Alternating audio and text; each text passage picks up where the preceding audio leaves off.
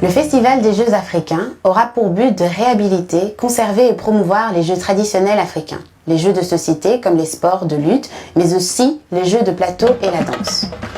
Agencé en un festival qui verrait le jour en mai 2019, Jouet a pour objectif de faire découvrir la richesse sociale et culturelle et la valeur anthropologique de cet univers ludique.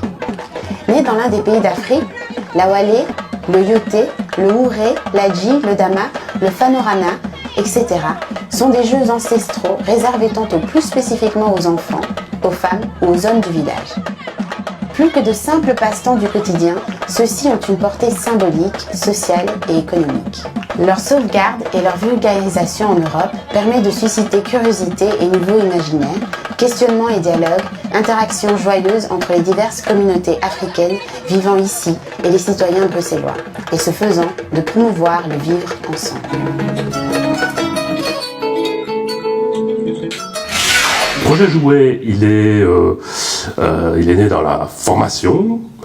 Ça dit qu'il a dans la première phase de la formation, Serigne a apporté ses idées et a suivi la formation. Et puis, pour nous, quand on a formé le jury, on a trouvé que tant sur le fond du dossier, il y avait un énorme potentiel parce que le jeu africain, le jeu est une valeur universelle. Le jeu africain peut avoir un intérêt tant en termes de recherche scientifique qu'en termes améliorer le vivre ensemble dans une ville comme Bruxelles où les populations africaines sont fortement présentes, mais aussi voir un certain potentiel économique, de rendre ces jeux plus populaires et d'en faire potentiellement une niche de travail.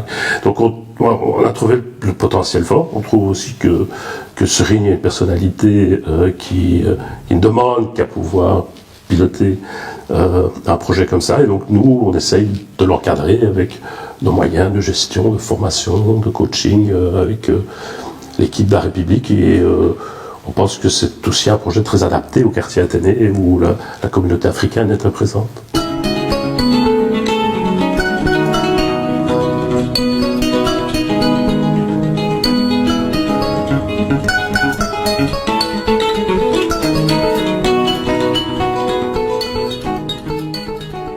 Les jeux traditionnels, je les ai connus. J'ai vu mes grands-parents jouer au ngola. Le ngola, c'est ce que j'ai découvert après, qu'en Afrique de l'Ouest, on appelle ça la Wale. Au moment où nos linguistes du Congo, lingalaphones, ont voulu donner un nom à l'ordinateur, en lingala, on appelle l'ordinateur Ngola, parce que le Ngola est un jeu de stratégie qui est épatant, parce qu'on le trouve à travers toute l'Afrique. Et il paraît que même si on va en Indonésie, on va en Amérique ou ailleurs, c'est peut-être ce que les, entre guillemets, esclaves africains auraient emporté avec eux dans leur voyage, dans leur périple. On a remarqué que ces jeux disparaissent. Ils disparaissent parce que nous avons énormément de problèmes. Nous avons des problèmes du genre la crise d'identité. Nous sommes dans les crises d'identité. Nous sommes pris en otage, entre guillemets, par la dite mondialisation. On dirait que la mondialisation n'aurait commencé que le jour où les Clinton ou les Bush en parlent. Mais la mondialisation commence avec l'esclavage. Et cet esclavage commence au 8e siècle avec les Arabes. Et puis au 14e, 15e siècle avec les Européens. Tout ça, c'est la mondialisation. Et tous, à ce moment-là, Européens comme nous perdons des identités. Bon, peut-être que nous, Africains, Noirs, nous avons un problème plus grave. C'est parce que nous ne parvenons pas, comme dit Achille Mbembe, à sortir de l'image européocentriste qu'on a eue de nous. C'est-à-dire, nous avons été traités en esclaves, mais nous avons construit le monde.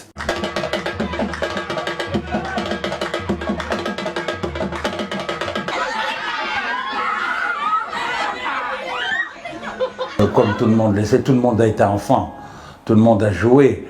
Joué à notre époque, d'abord, moi je suis né en période coloniale, avec la division, c'est-à-dire qu'on était un peu scindés, c'était entre guillemets l'apartheid, donc les Noirs jouaient dans leur milieu, les Blancs chez eux, mais jouer, on jouait.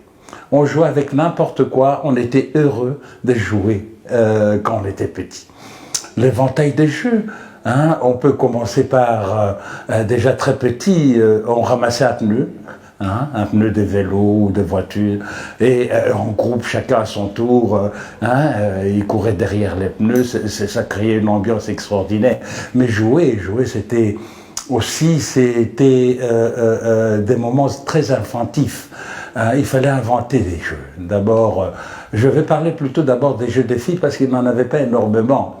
Hein, elles devaient aider leur maman et tout ça, mais elles jouaient, donc les filles avaient des jeux, d'abord un très célèbre, le saut à la corde, hein, on s'arrangeait de trouver un fil quelconque, les filles jouaient et tout ça.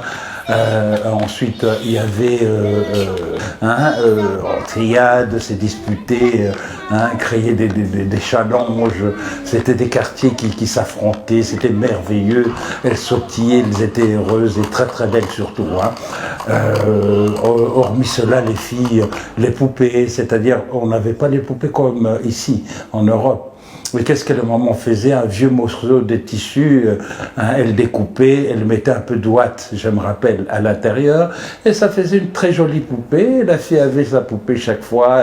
Voilà, donc les filles, il n'y avait pas énormément, mais au niveau des jeunes garçons, on était très inventifs. Je me rappelle, très jeune, on allait à une petite rivière, on prenait de l'argile de la rivière, on venait, on faisait des voiturettes, avec comme nœud des capuchons, des bières qu'on ramassait devant le bar et tout ça, on faisait des trous avec des clous, et on faisait des voitures. Une fois que l'argile séchait dans le format de la voiture, mais c'était des jeux fantastiques, on fabriquait des camions, des voitures, toutes les belles voitures qu'on revoyait, il y avait des gens qui excellaient dans l'imitation. Il y avait les voitures en fil de fer, que j'arrive encore à faire, les voitures en fil de fer, c'est-à-dire qu'on regardait un camion en panne quelque part, on se mettait juste à côté, textuellement avec du fil de fer, on créait ces voitures qui roulaient. Avec un volant, on était derrière, on était heureux, ça c'est une grosse partie donc des voiturettes d'argile et tout ça. Les jeux traditionnels africains ont un rôle de cohésion sociale et permettent aux communautés qui les pratiquent de créer des liens entre elles. Ces jeux auraient même, dit-on, des vertus thérapeutiques. Il y avait un jeu fantastique que j'adorais, c'était l'Mpeta. Mpeta, c'est le jeu de la toupie. Celle-là, c'était extraordinaire, c'est-à-dire, on n'avait pas l'objet en soi comme tel, mais on créait un terrain, on prenait des grosses graines, j'ai oublié le nom de cette plante en français, on appelait l'Mpeta. Donc, ce sont les toupies qui existent ici, mais c'est notre toupie. Nous les concevons nous-mêmes. C'est-à-dire, on prenait la graine, on faisait des super toupies. On la faisait parce que c'est elle qui gagnait, quoi.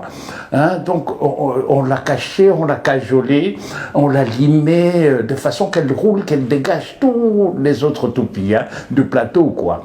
Comme prix, on devait payer en bouton. Cela veut dire que ça justifiait un peu, on était tous torse nus, parce qu'on avait arraché tous nos boutons pour payer. Donc c'était extraordinaire, donc on payait en boutons. Et les mamans s'inquiétaient, mais ces garçons perdent tous ces boutons, parce qu'on jouait à la toupie, et ça c'est un jeu fantastique. La toupie, l'Mpeta, je crois que les amis qui nous regardent, je crois rigolent déjà en passant au pétade, on a joué, bien sûr on passe les billes, on nous amène par les colonisateurs des billes, bon, on joue aussi énormément, mais la toupie c'était quelque chose, mais adolescent déjà, on passe au Kisolo, la Wali, la Wali, c'est vrai, on regardait les aînés, et puis on s'initiait, et puis ça se faisait des super beaux matchs là, avec un attroupement autour et tout ça, c'est des cris, c'était merveilleux, des challenges, des défis et tout ça. Mais un autre jeu extraordinaire, c'était le kaboubou. Le kaboubou, c'était la lutte comme au Sénégal. On l'appelle chez nous, surtout dans la région de Maniema, on l'appelle le kaboubou, c'est un jeu de lutte. C'est-à-dire les jeunes adolescents, les costauds s'affrontent. Hein. Comme j'ai vu des belles images du Sénégal, on s'affronte dans la lutte. Hein, on se dégage du cercle et tout ça. Ça, c'est les kaboubou, ça, c'était vers le Maniema. C'était vraiment un spectacle inouï.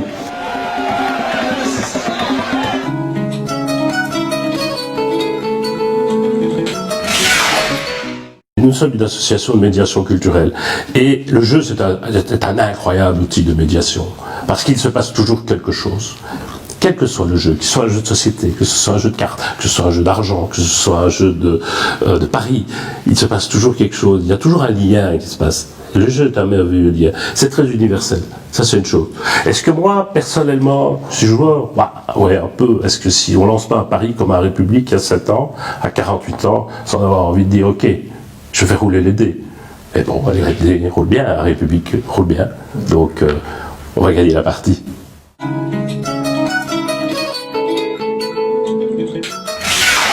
Si on ne le trouvait pas opportun, on n'essaierait pas de l'organiser. Donc évidemment, on pense que c'est opportun, que ça peut devenir un vecteur de vivre ensemble, un vecteur d'attractivité, un vecteur de cohésion dans la communauté africaine, un vecteur de dialogue entre les générations, parce qu'on joue dans toutes les générations, dans les familles, on joue dans les jeux de société, on fait beaucoup de choses autour du jeu. Donc il y a un vrai attrait. Maintenant, il faut voir comment le festival la formule festival va se développer. Il faut imaginer plein de choses. On est occupé à y réfléchir, des concours, des jeux, des tournois, tout ça avec de la musique. Voilà. On est encore occupé à fort travailler sur les détails de la forme que ça va prendre.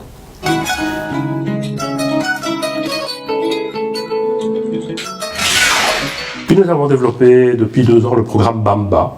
Le programme Bamba, c'est la brigade d'animation et de médiation culturelle de Bruxelles et des alentours.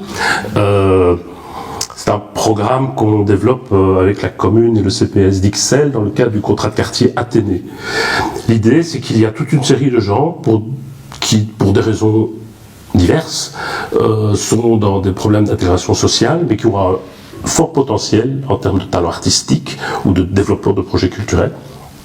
Et notre idée a été de les former, de pouvoir les mettre dans un dispositif d'insertion où ils sont engagés grâce au CPS et leur permettre de construire leur projet dans le cadre du quartier d'Athénée, mais aussi sur l'ensemble de Bruxelles.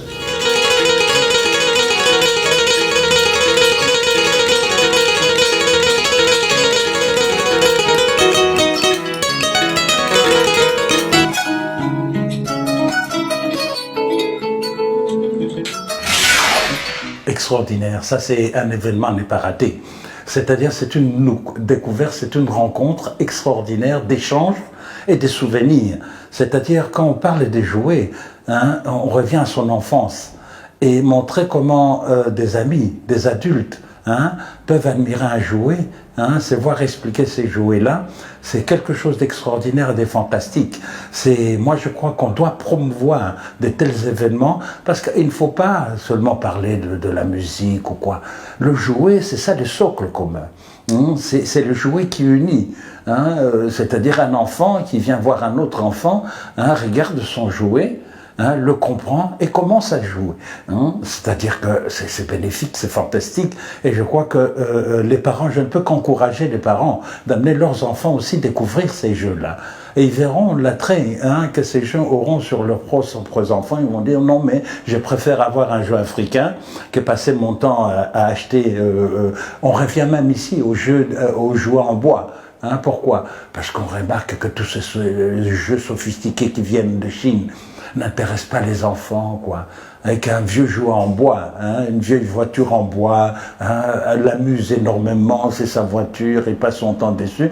Moi, je crois que ce festival est fantastique, il faut l'encourager. Je demande à tout le monde de venir lors du festival.